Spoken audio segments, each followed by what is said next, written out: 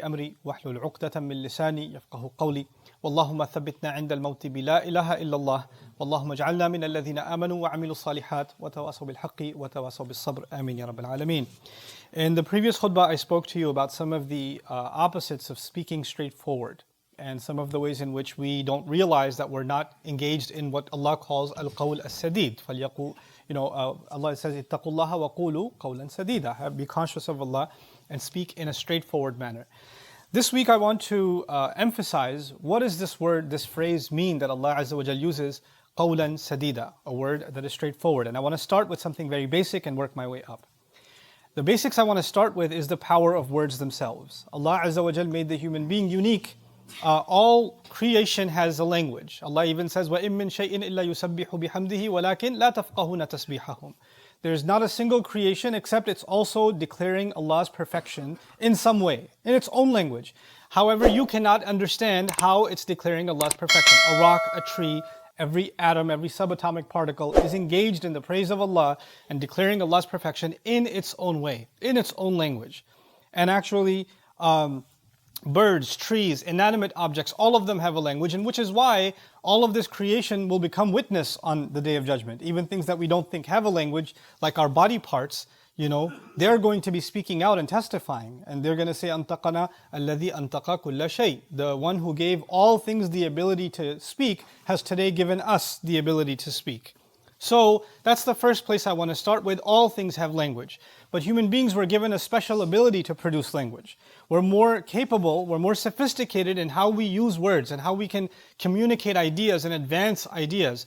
And the power of words, actually, I would argue, there's nothing more powerful that human beings are capable of than words.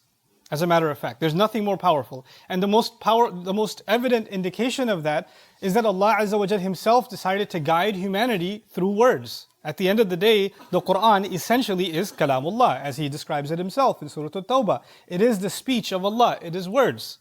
And so, human beings, this great gift that Allah taught us, when He said, Allama al-Quran in Surah Ar-Rahman, He said, Allamahu al-Bayan, before that.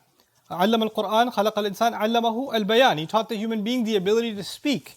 So our words are actually a very powerful gift that Allah gave us. And when we open our mouth and say something, we have to appreciate that this gift was not given to other creation the way it was given to us.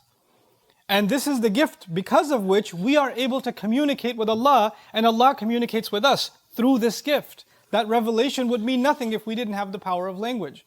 So when you have been given, and I have been given a very expensive, I would even argue a priceless gift, then the way we use it has to be exquisite. I mean, we have to be extra careful about how we use this gift because we value it. On a side note, I just want to say something that's not related to this khutbah, and that is that all languages, English, Arabic, French, German, Punjabi, Bengali, you name it, whatever language, Bahasa, whatever language you speak, all of them are children of the language taught to Adam alayhi salam. All of them. And all languages, Adam alayhi salam did not know language on his own, it was revealed to him. That was revealed to him. You know what that means? That all languages are a revealed gift of Allah.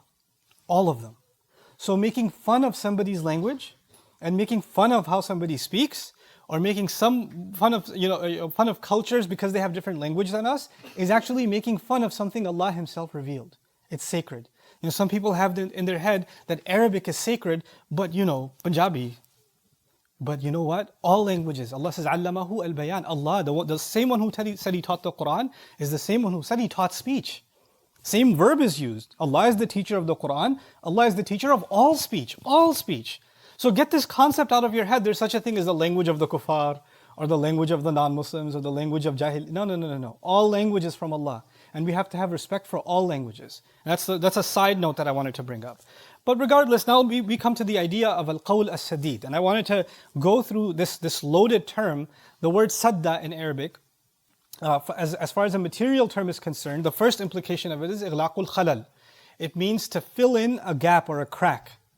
When something like old walls, back in the day, now we have sheetrock, so in America at least it doesn't show as much, but when you have stone walls or concrete walls over time, there's some holes, and you have to fill them and patch them up. That patch is actually a sad in Arabic, or sadad in Arabic, to fill up a gap. Now, what does that mean for speech? What the first implication of that is sometimes when somebody speaks to you, they cause damage, just like the damage on a wall.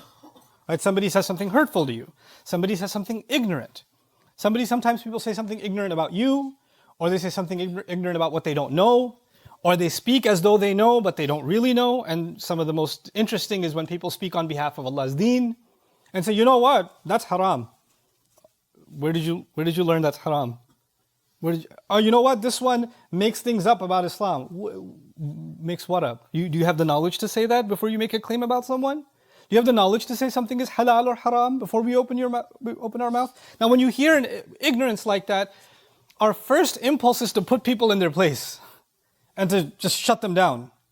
But if you respond to ignorance with anger, or you respond to ignorance by, a reaction, and an upset reaction, or what we call put someone in their place, right? That's ignorant. You have no knowledge. What are you talking about? This is, you're ridiculous, etc. When you have these kinds of responses, well, when you offend someone, because you're offended, when you offend someone back, do you think they're going to just hear that and say, oh, I didn't realize I was being ignorant. Thank you for humbling me. Now I'm just going to sit down and be quiet. That's not what's going to happen. They hear you respond in an aggressive fashion, and what happens? They say, you know what? I'm going to take the next step, and now I'm going to become even more aggressive. I'm going to take, because pride kicks in. Pride kicks in. You just attacked me. You just criticized me. And the human nature is to not accept criticism. It's to actually defend yourself. Whether it's physically defend yourself, but even verbally defend yourself. Then right or wrong exits from the conversation. All you want to do now is put someone else in their place. So now they say something even more obscene and more offensive. Now as you hear that, you get more upset, and the crack gets bigger and bigger and bigger and bigger.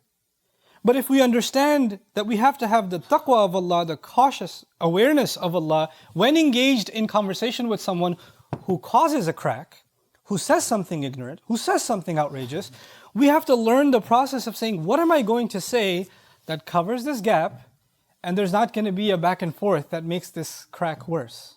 You have to, and the people you have an argument with are not people you never met. These are people you've known your whole life.